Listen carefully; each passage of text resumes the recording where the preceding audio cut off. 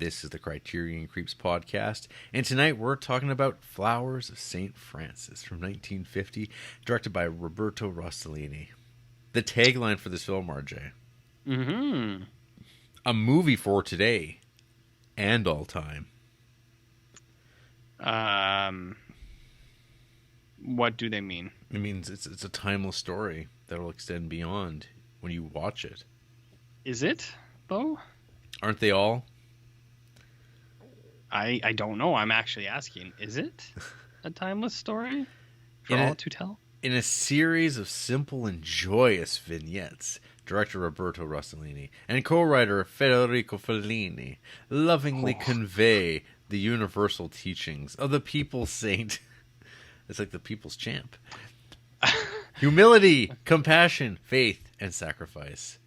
Gorgeously photographed to evoke the medieval paintings of St. Francis's time and cast with monks from the Nocera Infiore monastery, The Flowers of St. Francis is a timeless and moving portrait of the search for spiritual enlightenment. Which kind of enlightenment? The spiritual kind. See, I'm a little confused, though. They called him the people's... the people's saint? The people's saint? But wasn't St. Francis the saint of animals? Like the patron saint of animals? Or was that St. Francis of Assisi? That is who this is. Yeah, I was pretty sure he was the saint of animals. Didn't he chase all the snakes out of England or out of Ireland? Yeah, he did that too. Was that him or was that someone else? St. Patrick? Oh, yes. Yes, okay. Well, he chased all the snakes up, but that's not... I'm pretty sure St. Francis is the animal saint. I think you're onto something there. I'm going to Google this. Saint of animals. Yeah, it's St. Francis. So why would they call him the people's saint?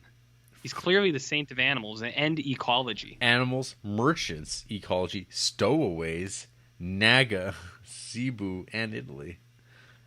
Yeah. Obviously. The Franciscan order. This is my go-to monk. I always assume when I'm watching a movie, these must be Franciscan monks. Franciscan? Is it just because they got that bald? They got that bald thing. Yeah, the friar tuck. Yeah. Yeah. Now, do you automatically assume it's St. Francis just because we grew up near that school, St. Francis? Is that why? No. You just know. You're like, I know this guy. Like, I'm on board with he's... RJ, I mean, tell me about St. Francis. The Francis of SCCs. I mean, that's what I was going to assume I was going to be able to ask you, but, I mean, it's not to be confused with St. Patrick. Well, I mean, that was just a misstep, friend. St. Francis was clearly the saint of all animals. He was a kind man. He was a loving man. And he's often portrayed with a bird typically in his hand because, birds would just fly to him. He was so close to God that the animals could sense on that and they wanted to be close to him. Yeah. And not just God, but nature in general. That's why he's the saint of ecology. So, his friends, brother sun, sister moon, brother wind, brother water, brother fire, they're all there. They're all buds. He just really tapped into, I guess you could say, earthly business. How tapped into earthly business are you? Quite.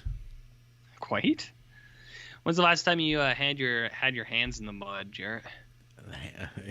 my friend's face. It's a big pile of goo. Yeah. Last week. Last week? No. You had your hands in the mud? Mm-hmm.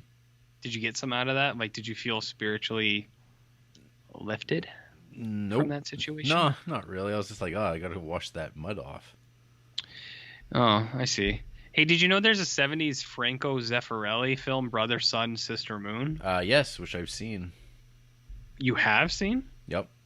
Does it follow the same plot line of this film? I don't know. I don't remember anything about that movie. Interesting. Did you know there are books about St. Francis? I bet there's one or two.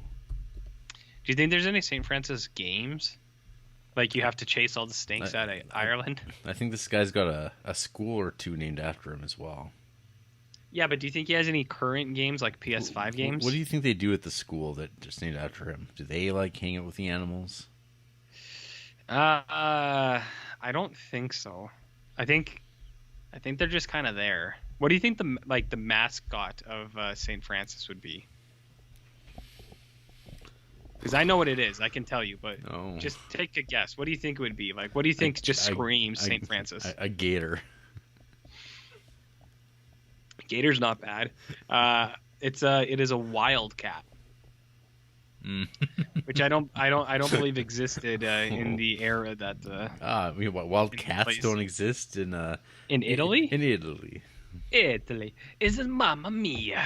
Is a wildcat from a St. Francis. Well, okay, so I mean, clearly you're a St. Francis scholar. Yeah, clearly. What do you know about Roberto Rossellini? I know him by name. I know Isabella Rossellini. Yeah. Is that the same thing? That's her Pep. Oh, yep. I did see there was a video of her on here, but on Criterion channel. I didn't watch it though. I know Rossellini, but this is my first Rossellini film, Jared. Mine too. I was saving it all for this Flowers of St. Francis because I knew it was going to be an all-time banger, so I was just waiting. Did you know that? So Isabella Rossellini's father is Roberto Rossellini, but her mother is Ingrid Bergman. What? Her mother is Ingmar Bergman? I know. The pervert himself? Yeah, the Swedish goose. So did he do an Arnold Schwarzenegger Jr. situation where he was with child, or? Well, no, I think he might have got like a surrogate parent involved and got his. I'm assuming he must be his sister, Ingrid. Ingrid Bergman? Yeah, Ingrid Bergman, his sister, because all Bergmans are related. I think I've heard that once or twice. They are, and every one of them's first name has to start with an Ing. There's an Ingmar, an Ingrid. There's an Ingbert. There's an Ing It. There's an Ing Thing. Yep. Yeah. Did you know that there's a popular on? Did you know the feast day of St. Francis is on October 4th, Jarrett? That's pretty close to the 13th. Yes, it is. Which is which is what? Like sometimes on a Friday the 13th. So that makes it somewhat spooky of a day. It's kind of spooky. Do you know what a popular practice of this feast day is? Sacrifice.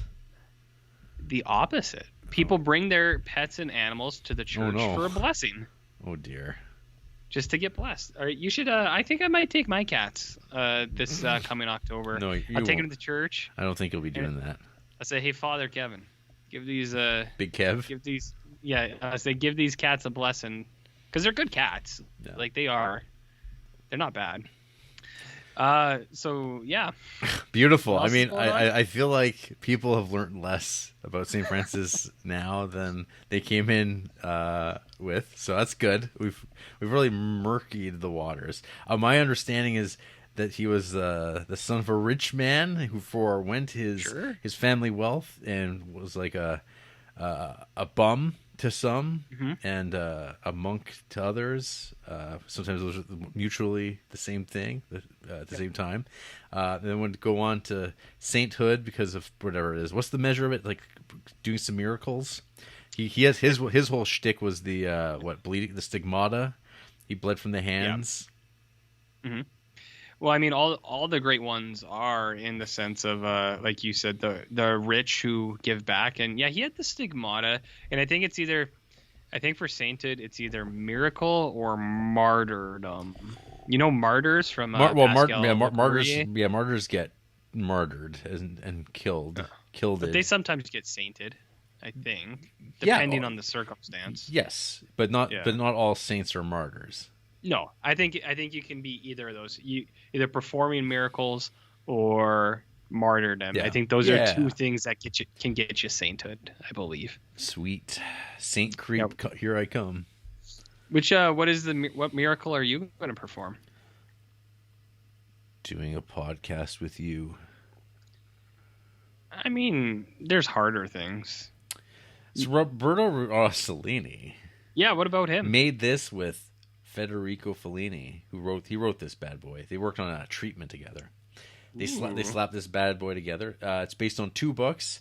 The 14th century novel Fioretti di San Francesco, Little Flowers of St. Francis, and La Vita de Frate Gimbro, The Life of Brother Juniper, both of which relate to the life and work of St. Francis and the early Franciscans.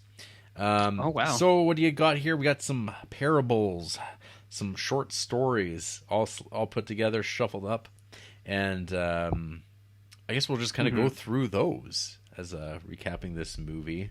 Might as well. The cast is made up of non-professionals outside of the guy who's sort of the tyrant, Nikolai. Nikolai, is that the mustache man in the armor?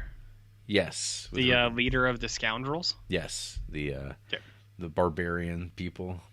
Yes. Which I'm sure that you had a deep connection to. Oh, yes. Yeah. Pagans. Good pagan folk. I guess there was a monk amongst them. There was a monk. They were just savage folk. They would, drag people by horses and, I don't know, generally just do things that were not nice. They were kind of Viking-y, I thought. They're like, when I think of medieval times, I'm like, this is a little bit more what I was expecting. Some hoopla in the woods. Hoopla? Hoopla. Like what kind of hoopla? Hey, RJ. Yeah. And no one's better to talk about this movie than me, because Francis is my middle name. I thought your middle name was Fudge. You're giving away too many details. What's your social insurance? What was the street that you grew up on? What was your first pet's name? It's a rainstorm. It's a rainstorm. What was your mother's maiden name? Can I get some more personal information? It's also a rainstorm. It was Rainstorm? Okay. So how does it feel being a Francis? Were you named after this Francis? It's possible. Yeah. I think there were some God-fearing folk in the lineage before me. Mm-hmm. And I mean, those Irish, they like their saints. They like their Catholics. Well, some of them do. Chase the snakes out of Ireland, Jarrett. I know. Why ain't I Patrick? I don't know. Patrick Francis O'Hare. Francis O'Malley. Oh my God. Do you think that they knew you would grow up to be a heathen, so they were trying to give you some semblance of salvation? They were setting me up for success, and look what happened. Yeah, now you're Francis, doing this podcast. More like failure or failsis. Failsis? Failsis Fudge Duncan? Saint Failsis. That's pretty good for you. Not bad. Yeah. So what's our first story? It's a rainstorm. It's a dozen dudes getting soaked. Getting what? Soaked in water. Just drenched. Yeah. Just covered. Yeah, they're trying to find a place to stay, trying to keep their spirits up. And hey, they come across a hut that they themselves built. And they try to get in there. They find a nice mule. And they're like, hey, mule, we're going to have to take you out of here so we can fit in. But then there's the scallywag of a farmer with his donkey's like, get the fuck out of here. So, but we built this. We helped build this. I don't care. Get the fuck out. And then they leave, and they're all sad. And then St. Francis goes, hey, you know what? Someone got something that we built, and we got to see it, so we should feel pretty happy about that. Let's go freeze to death, boys. See, I actually thought that this scene was not only contrary to St. Francis, but into the monkhood itself. Because they pushed that donkey outside into the rain, and it was like, you fucking jerks. Well, the donkey was like, fine. Yeah, but I mean, donkeys don't want to sit out in rain either. Mm-hmm. Like, I think he was happier in the hut. And if St. Francis was the kind person to animals that that they portray him as, I think he would have been like, you know what, we'll come in. Donkey can stay too. There's more than enough room for all of us. So I watched that scene with a little umbrage. I was like, I don't think they should have kicked this donkey out of here. I don't agree with this. But wait, she goes. Mm-hmm. So it goes. Let the donkey stay. Let the donkey stay. Let the monkey decide. That's right. Uh-huh. Okay, so what happens next? So they go out in the rain, and then they get cold, right? Then they get cold, and they have a sit around some rubble. Mm-hmm. And you're like, where's the hustle in these guys? could make some sort of shelter, couldn't they? Well, they find half a wall. Yeah, they find half a wall with no top. Yeah. That's okay, I guess. That's something. And you're like, wow, this is going to be a dreary affair. This movie being like very un-King of Kings. Well, that's because he was the King of Kings. St. Francis was just just the guy. I'm talking in terms of film making technique. That this feels very naturalistic. It feels like this is happening right now, rather than this is happening on a soundstage in Hollywood. Yeah, I agree with that. Yeah. So next up, they have now begun their little like monk hangout zone, their little farm that they're doing. They got a little cauldron. They've got a hut, maybe 2 huts, where they'll hang out and they play and sing. A lot of monk chanting going on here. I think. What kind of chanting? Monk chanting. Oh, okay. Gregorian. Oh, no, not quite there. They're not in a cathedral. Try they get again. those. I thought this one was more like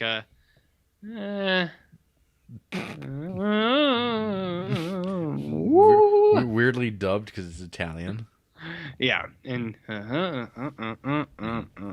so like that. These monks build a new hut, and Sure. one of them steps out of some bushes, and he's in his underpants. What happened to him? Well, he gave his own habit away to a beggar. Yeah, he did, and Francis always, he shouldn't do that.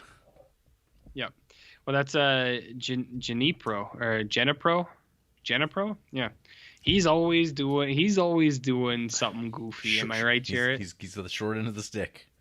Well, he said, I thought that they needed it. I thought we should give up everything. And he said, you shouldn't give up your clothes. No, brother Genipro, you need your clothes. He said, you need it. He said, you got to give them something. But he says, you're not ready yet. Mm. You're jumping ahead of the game here. You're going too far, bud.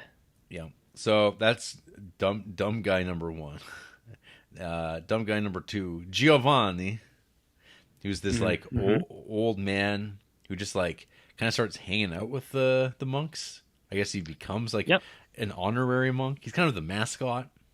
Yeah, eventually he does. He's known as a simpleton. He doesn't seem well. I mean, he's quiet. He's out of it. He's pretty out of it, and he repeats whatever someone says. And, yeah. Well, I thought he was fine. I thought he was a cool dude. No. Yeah, sure. I guess. He reminded me of you a little bit. Like me? He just kind of hangs out. Yeah, he hangs out, eats some soup, and he's just like, "What's up, boys?" What's up, boys? Yeah. So what happens next, Jared? What happens next? Some nuns show up? Yeah, nuns show up eventually. Yeah. Yeah. What do the nuns do there? They have dinner. Oh yeah, they do have dinner. Yeah. Then what happened? Let's see here. Yeah, they eat. They hang out, and everything's like, wow, this is great. Isn't this amazing hanging out together? Well, I mean, it's all about looking on the bright side, Jarrett. Have you ever looked on the bright side? What do you think? Potentially. So, well, this is the one where they have a little dinner. Everyone's kind of chatting. They're like, let's talk about our priestly duties together. And they all kind of share a little bit. And I think there's St. Francis is just like, hey, nun lady, let's see how the boys are doing. And they get some of them to talk. And I think Genipro comes in and says something silly. And then both nun lady and Francis go, they say, this guy, he doesn't get it, Jared. Just doesn't get it. And then in the next one, he doesn't get it even he more. doesn't. Yeah, severely. Yeah. So one of the fellow monks, he's not doing so well. He's been fasting too much, and Yes. Genepro makes some like really wretched soup to feed him, and like no, everyone's like, this is crap. You just doesn't want to make a man who's fat. Like this is, you bring it over to the fasting guy, you give it to him. A fasting man should like, oh, I need this even more, and he's like, nah, I'm good. I'd rather starve to death than eat this putrid crap. So of course he's like, well, what do you want? What would make you eat it? Well, maybe a pig's foot. He's like, all right, I'm gonna go get you a pig's foot. And so he does. He just walks off like, I don't know, 20 feet into some bushes and goes, hey, pigs. And there's some pigs. He's like, oh, look at that. God meant it to be. He's like, hey, pigs. He starts talking about the pigs. Hey, can I have like one of your feet? Pigs don't seem to really understand the question. Well, he says, brother pig, would you be so kind to give me a foot? He says, you're going to be happy about this because it's going to make someone else happy. And I think we forgot when the simpleton comes, he gets set on fire, and then Genepro puts it out, and then Francis goes, brother fire's just trying to live too. And then it's kind of conflicting messages in some points. But then, Genepro goes to the pig. He says, listen, buddy, you're going to make someone very happy. Let me see. And then you get a shot of just the bushes. You get some screams. As they shake and the pig screaming agony. And out comes Brother Genepro. He's got the pig's afoot, a bloody stump. He got a big foot to feed to the man who's a fast. And he heads back over to Giovanni in his stew pot. He's like, oh man, I'm going to make a good stew now. Everyone's like, hooray, great. And then all the other monks go, hey, what's that? What's going on? And he's like, do you hear that screaming pig? It's also like saying praise to God. It's so happy. Says he is also happy about what we're doing here. So don't worry. And then Francis goes, what? What did you do? And then the shepherd comes, and shepherd goes, this son of a bitch cut my pig's foot off. Yep, this farmer. He's like, what the fuck are you doing? He's pretty hot under the collar. Saint old Francis goes, hey, you got to go make good over there. Like, tell him you'll do something. But he doesn't even do that. He's like, go apologize and tell him that you'll do him a good deed. And then the guy Genepro goes in and says, listen, you should be happy. He's like, I did you a favor. Oh, so the farmer, when he came back, he also like he has like the pig's remains, this giant old hog that he hauls over his back, and he's like dumps it onto the ground. And then they're like, oh, hey, yeah, I think this pig's dead. Well, I guess we should give it to the poor or something. Well, yeah, because he takes it to them, and he's just like, you can't just take a foot off of a pig. He's like, it's dead, so you might as well just take the whole pig. Yeah. And then they're like, well, we don't deserve a whole pig. Better give it to some poor people. That's the resolution to every one of their problems. Let's give it to the poor. No. How about how about the next short tale, RJ? Which one is this? The leper. What I found most noticeable in this one was this is where you find the connection of Francis to the animals. Sure. He's talking to brother birds. He's talking to brother sun, and he's just having a nice time.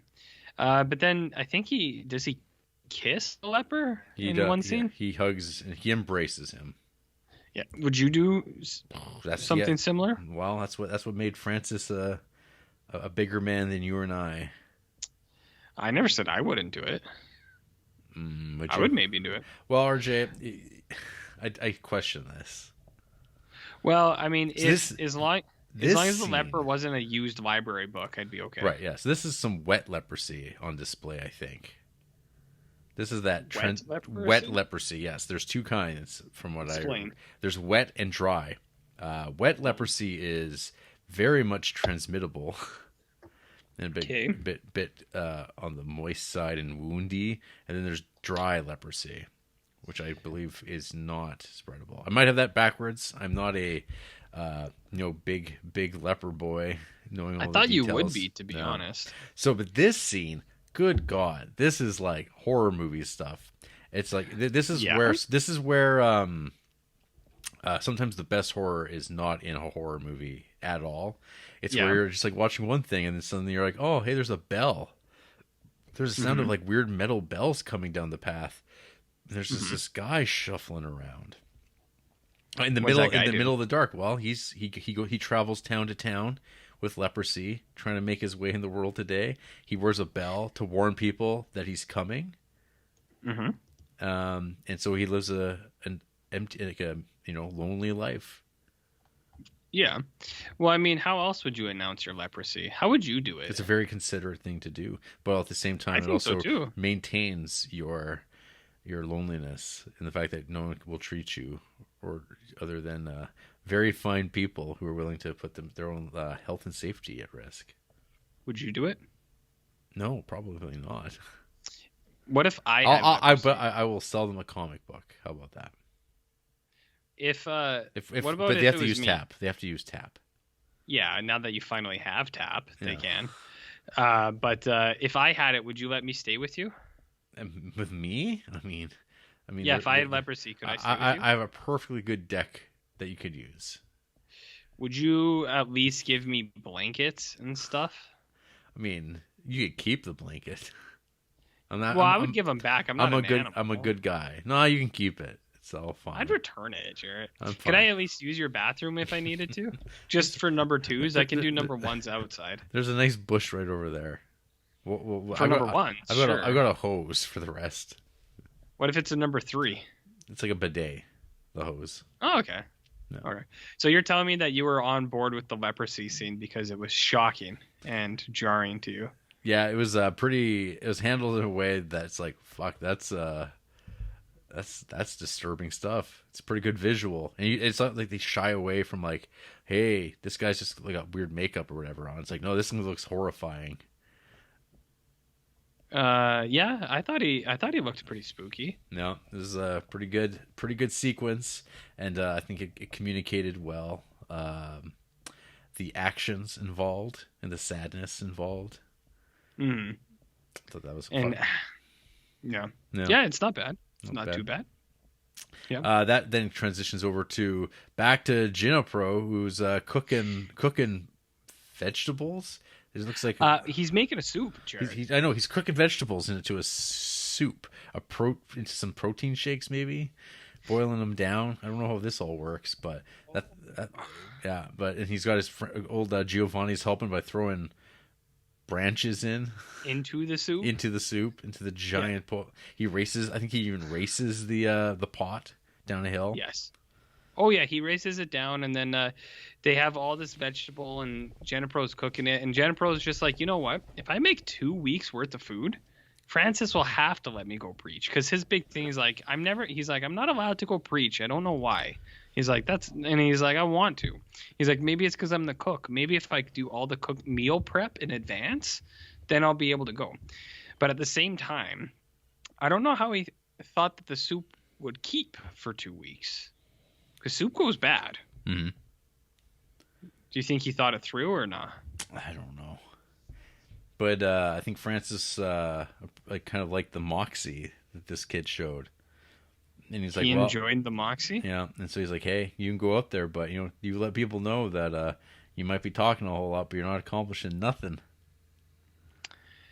You got to lead by your actions. How do you lead by actions, Jarrett? I mean, you see these flexings? You see me flexing over here? I can't see you flexing. I'd like to. Mm-hmm. I'd love to see you flex the pecs a little. Mm-hmm. Let me see. The bod. That's how you lead by example, RJ. Okay. That's fine. I wasn't aware, but I know now. So brother G. Yeah. He gets sent out there into the world to preach the good word of Cristo. Mm-hmm. And what happens? What befalls him? He gets taken by the savages, the unsaved people. Also, at this point, you know how like each of these chapters is kind of like described, where it's like how brother Genipro did this or that. Did you think of Always Sunny when each of these chapters was introduced like that? Nope. No? Okay. Well, tell me about Nikolai and his super cool suit of armor. Yeah, so... yeah. First Genipro goes to the kids. Yeah, before he gets to the savages. Who are like playing on some very unsafe equipment. This log is just like going to fall off that rock any time now, and you're like, oh geez, that's an accident just waiting to happen. Oh geez, they got to put some rubber cement under those kids. They're going to get all scraped up. I liked the log teeter totter. 1283 AD. Yeah. I mean, I think a seesaw teeter totter would be cool. Oh, yeah. But some of those things, I'm like, that thing's not bolted down to nothing. No, but I think the worst part about that scene is how bad Jennifer sucks.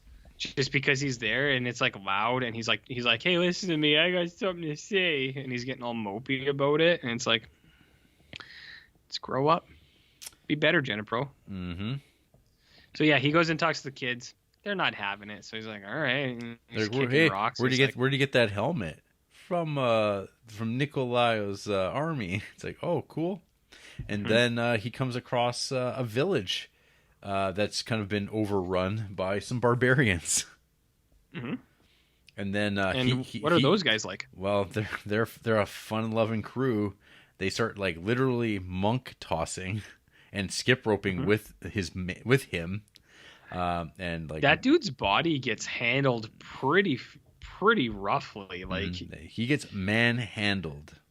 Yes, like they're really like whipping that dude around like a jump rope, and I was like, man, that dude would have sucked. Mm-hmm. And then he gets tossed like right up into this like the gallows, I guess they call it, and they do this like great jump cut where he's just standing on it because he's so acrobatic. Yeah. Well, you're also pretty acrobatic, no? Yeah, and flexing here. Yeah. So anyway, so Jennifer's up top there, and he's like, well, maybe I gotta follow what Francis said and not be talking so much, but show by my actions. And then he just jumps off the top of this, like, I don't know, 15-foot tall gallows to the ground. And they're like, hey, cool. And they're like, well, we heard that like an assassin was coming. He's gonna be pretending to be a beggar, like this monk guy. And man, look what he's got. He's got like a flint and a shoehorn on him. He was gonna kill our leader. And of course, word gets back to Nicolao, the tyrant, this like absurd, ridiculous buffoon of a man in this like massive suit of armor. I thought that suit of armor was super cool. It's perhaps one of the like most shithouse battle armor suits I've ever seen in a movie. It's like yes, which I think is the idea. But I mean, I think it's kind of like a visual metaphor, RJ, about just the absurdity of material accumulation. Because it's so cumbersome, it has to be like held up by chains. It's like, well, it's not really a great suit of armor. It doesn't have any purpose anymore other than to display one's grandioseness. Oh, and just out of curiosity, how would you display your grandioseness? How would you, RJ? Me? Yeah, I'd probably buy a lot of Arby's. Yeah, and just show off that I was able to. Big flex. And just be like, look how much Arby's I got. Okay. Am I gonna eat it all? Probably not. Right. That's how flexing I am. Right. So anyway, so Jennifer, he's gonna get executed as being accused of a would-be assassin, and luckily another like, priest kind of comes along, goes to give him the last rites, and finds out you're from like Francis's group. Oh my goodness, you wouldn't hurt a fly. And so Jennifer gets the opportunity to I don't know, do the Christ thing to Nicolao, and Nicolao goes, well, maybe there's something to this guy's humility. Maybe I feel real bad about it, with some, again, buffoonery and broad acting. It's really weird because I think most of the non-professional actors are more naturalistic than this guy, who's the trained actor, the only trained actor, I guess, in the cast. Nikolai was the trained actor? Yep. Yeah, he's pretty rough, dude. He keeps doing this thing where he's putting his chin down to his neck, and like his mustache is just like. It's hilarious. It's comedy. Like high-end comedy? High end, the highest. Okay. All right. I didn't know. I'm not really familiar with that genre. I don't know a whole lot about it. Comedy, that is. Yeah. So then what happens? Does Genepro get away? Does he convince him? He does. He does? Good for him. Good for him. I'm watching this movie through you. Wow. Through my description alone. Yeah. A little bit. And then the next scene we get old brother Francis and brother Leon, who are talking about perfect happiness. And what? Well, I'd feel bad if I didn't ask. What's perfect happiness to you, Jarrett? Casting out demons. Casting out demons? Yeah, totally. Purging your unclean soul. Literally casting out demons. Like in Bleach or something. Oh. You know anime? I know. You know about manga? I know manga. Yeah, there's a lot of Exorcist and Demon Slayer comics coming out of Japan. They all got some weird Catholic stuff that they're working through there. Do you think they got it from this? No, they got it from those IRL Catholic priests from way back when. You ever seen Silence? I've seen Sister Act. Is that the same thing? Close. Yeah. So this is when they leave home, right? Not yet. This is like the second last scene. Oh, okay. Yeah. Yeah. When the people come? I think they're like kind of traveling about, and they come to a door, and they ask the peasant inside for some alms. And then like this fucking guy just like tosses their ass out, like sends them down the stairs even. Yeah, he does. He's really mean to those guys. And I was like, you're being too mean. Be nice. Yes. Friend. Because Francis then says, see, this is perfect happiness, to suffer and bear every evil deed out of love for Christ. What would you do for the love of Christ? Nothing. I don't care about that shit. It's fake. You don't care about your eternal soul, Jarrett? It's fucking fake.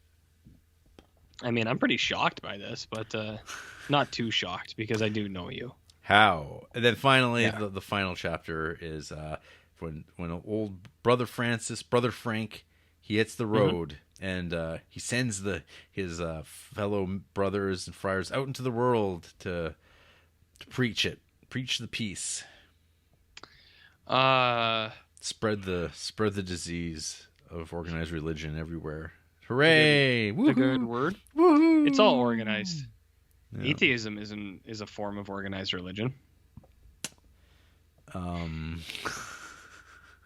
It's all the same. You know what I mean? All the same. Yeah.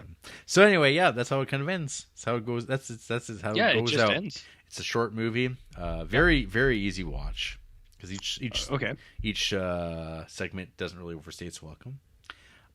But I mean, as far as like these religious pictures go, I think this one's okay. It's good. Sure. But I don't know.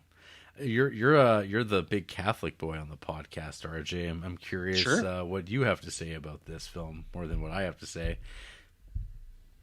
I mean, I might be disappointing you a little bit, but my opinion is it's fine. I don't have any strong opinions for or against this thing. I believe that it exists.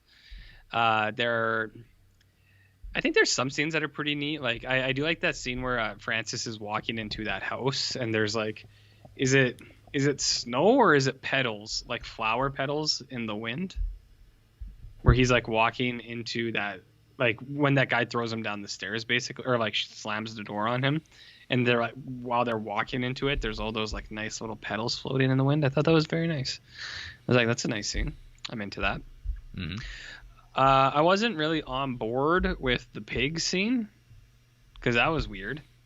And it's like, well, they killed that pig, so that's not great. I also found Francis to be a little bit overbearing with his brother and sister talk, just a little bit. Like when that guy's on fire and they put it out, and he's like, "Why'd you put the fire out?" They're like, "Because it was gonna burn him." He's like, "Fire's got every right to live, just like he does." And then you go, He sounds like a guy on Reddit. Yeah, like that's how it seemed to me. I was just like, "Hey, welcome." This is what people did before they had the internet. They were they were monks. Oh, I'm sure they were monking around and talking about it as like, It's like it doesn't do you any good to be a nice guy. Girls just don't go after nice guys, right, Jared? Yeah, let me tell you about the ladder theory. My lady. Return of the King. Uh-huh. But anyways, yeah, I thought the brother fire scene was a little goofy. The leper scene is cool. I actually liked the soup scene, just because I was kind of like, oh, they're making soup. That's fun, for no other reason than that.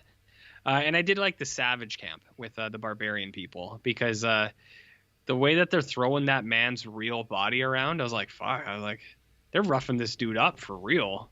Like, that would suck to get thrown around like that. So I was just like, good on them for doing their own stunts, Jackie Chan style, you know. Mm-hmm.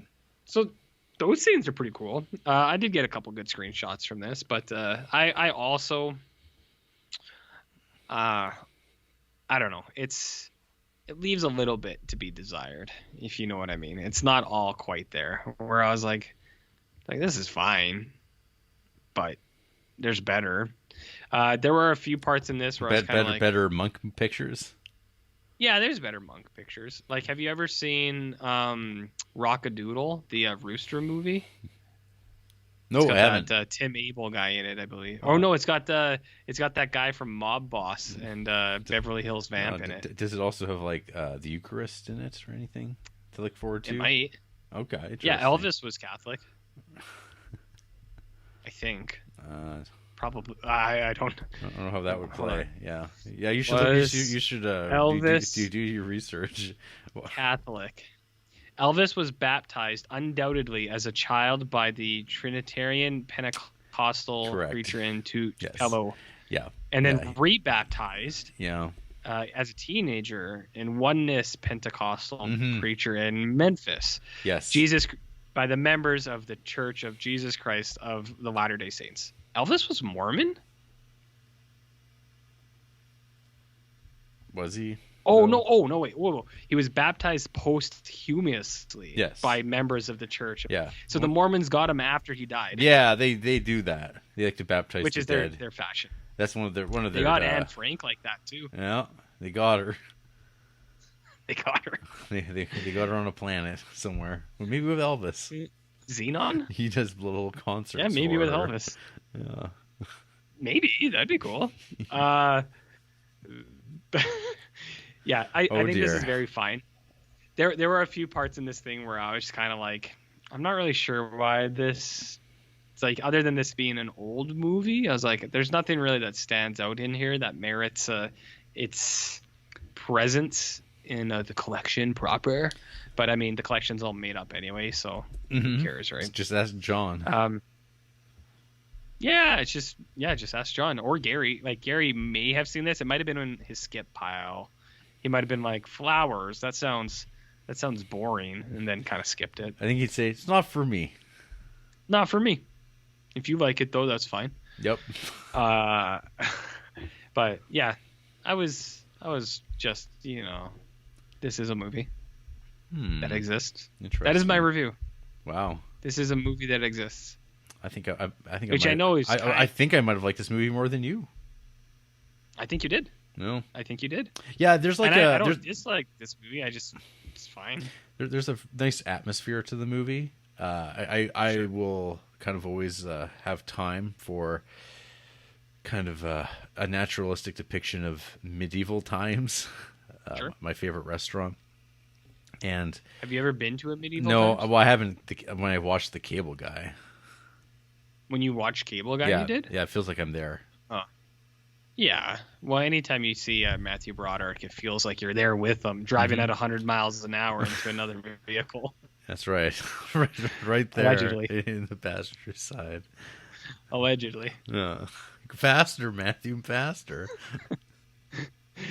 Whee! Don't slow down, Matthew.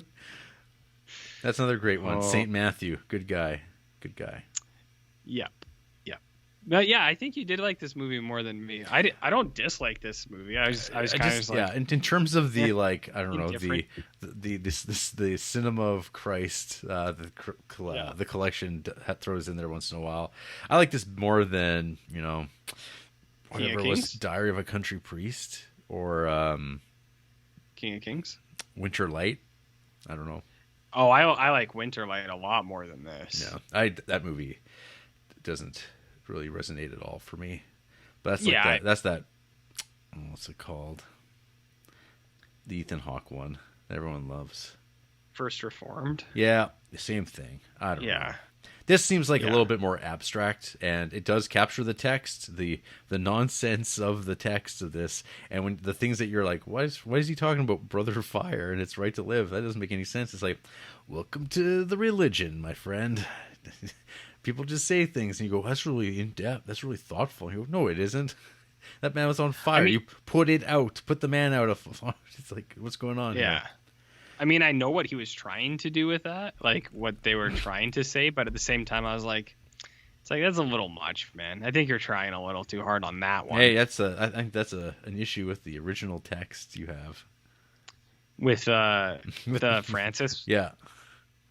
Well, I'll tell him. I'll go tell him tomorrow. You go set him straight. Say, hey, Frank. You pray on it. Actually, you tell him tonight. You go pray on this tonight. You chat with him. Have a little chat. Chitty chat.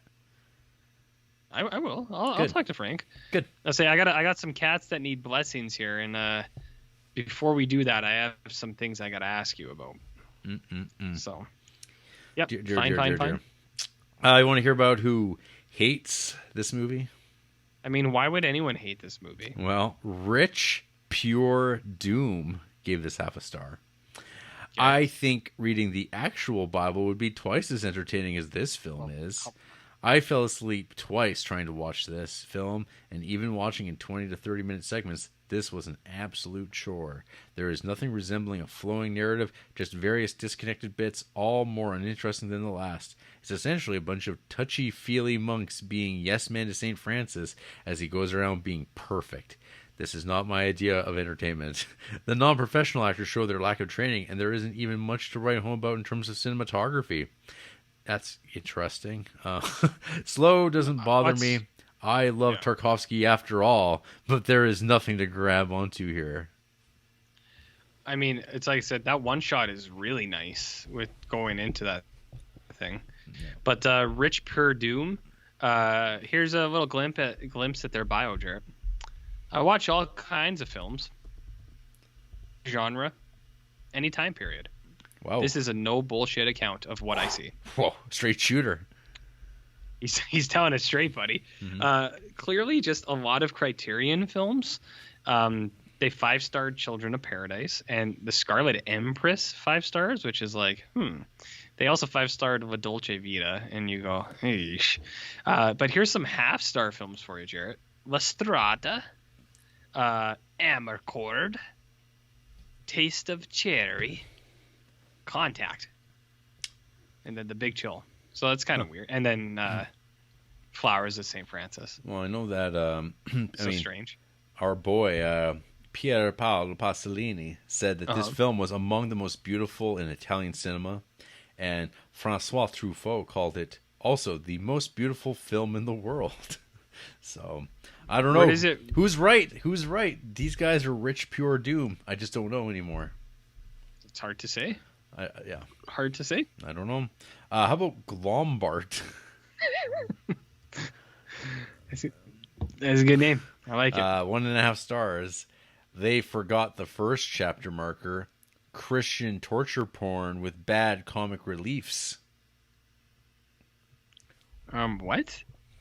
You heard me. That's it. Tell me about Glombart. I don't understand that review. Hey, what do you think one of Glombart's favorite movies is? Fight Club. Fight Club. In their favorite films. Fight Club. Some other 5-star films include Call Me By Your Name, The Room, Fight Club, Zardoz, and then Fitzcarraldo. is just in there, and Starship Troopers for some reason. Low reviews, there's not a whole lot really. This person doesn't have a ton of ratings, but they 1.5 Thunder Road, which I didn't think was a 1.5 film. So I guess Thunder Road and Flowers of St. Francis are equally as good or as bad, depending on how you look at that. Interesting. One more, Nikki Slick. Ooh, fun name. 2 stars. I am sure I would like this film quite a bit if I were an old Italian woman in the 1950s who dutifully voted for Democrazia Cristiana, because all there is to this film is Catholicism. And look, I think Catholicism is certainly a worthwhile framework in art. I'm of the opinion that James Joyce can do no wrong, for instance, but there's literally nothing else to this movie besides, gee, St. Francis sure was nice and pious, wasn't he? Which, no shit, he's a monk. It's the same issue I realize I have with all Rossellini's films. It doesn't present any dilemma, moral or otherwise. It just is didactic and nothing else. Whatever. I would say don't watch it and skip all of his films, because all 3 of his that I've seen have just about bored me to death. Did they use didactic and actual conversation here? Didactic? I guess so. I also find it weird where it's like, this person's like, don't give me that Catholic stuff. It's like, well, then don't watch a movie called The Flowers of St. Francis if you're not looking for Catholic stuff. Like, that's on him, man. 5-star films include Blue Velvet, 8.5, Taxi Driver, Cruella, because that's about society, baby. And then looking at their lower ratings, this is where things get weird. 1.5 star to Evil Dead 2, 1.5 star to E.T. the Extraterrestrial, 1.5 star to Green Room. And then when we go to 2 stars, we have Flowers of St. Francis, but then also Empire Strikes Back and The Hateful Eight. And it's like, strange. Yeah. But, man, they gave 5 stars to Cruella, so... Hell yeah. The Joker, baby. Go pay that $25 to rent it at home? Yeah. Yeah, why would anyone go see that in a theater when you could just rent it at home? Mm-hmm. Why do theaters exist anymore? I don't know. To better appreciate the craft, RJ, of course. I'm going to watch the next Christopher Nolan movie on my Tamagotchi while I'm on the toilet. It's a beautiful thing. Just like he intended. Yeah. Old fuckhead that he is. I mean, I think he's going a little hard on his values here. It's like, relax. People can... There was this thing called a global pandemic. People can watch movies at home. Just relax. Art is timeless. Well, art isn't real, so... Oh, touche. I would hit him with one of those. Backwards man. He's a backwards man. Exactly. So, anyways, so that's Flowers of St. Francis, I guess. You got any final thoughts, words, prayers? I mean, I'm glad you liked it. Proverbs. Well, I mean, we'll save you one day. I thought it was a decent movie. Like, that's about it. It's not like, oh boy, everyone check out this hidden gem. But I mean, yeah. As far as this genre goes, I'll take a medieval version over a contemporary one, I think. Yeah, because I can watch it as a historical film. Sure. With an incomplete record, it feels like it replicates how this would be an experience of like, here's a bunch of short stories, we'll toss them all together, and it doesn't strike me as particularly weirdly preachy. Like there's no miracle that happens in this film. There's no like, oh, and then suddenly there was like the rain stopped. It's like, no, it kept raining. It sucked. Mm-hmm. This guy almost started on fire. Another guy was almost killed. It's like, oh yeah, no, this is life. And these people, like, it shows you the kind of the power of delusion, the power of, or faith. And you're like, oh, that's impressive. This is the definition of Kevin Costner's turn in the Zack Snyder film Man of Steel, where he really has to he proves his point. It's like, No, you gotta let this thing kill me. Don't let the horses die. Yeah, don't let anyone know you got the superpowers. Mm-hmm. You're like, why? Well, I gotta prove the point. You'll understand. It's like, no, this is moronic. But he really that was some real religion, RJ, in Zack Snyder's what I'm saying, which is a welcome addition to the Criterion Collection, apparently. Well, Where's Generals? There was no General Zod in this, though. There was the whatever tyrant warlord, and he was kind of like Michael Shannon, I guess. In theory, he was like Michael Shannon. Metaphorically, that is. Also, literally. No. Yeah. Well, I'm glad that you love Catholicism now, so I'm rooting for you, buddy. Yeah, thanks. Yeah, I'm rooting for you.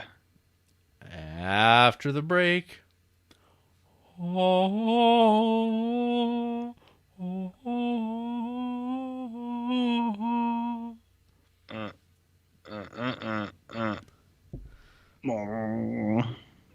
That's what it was like.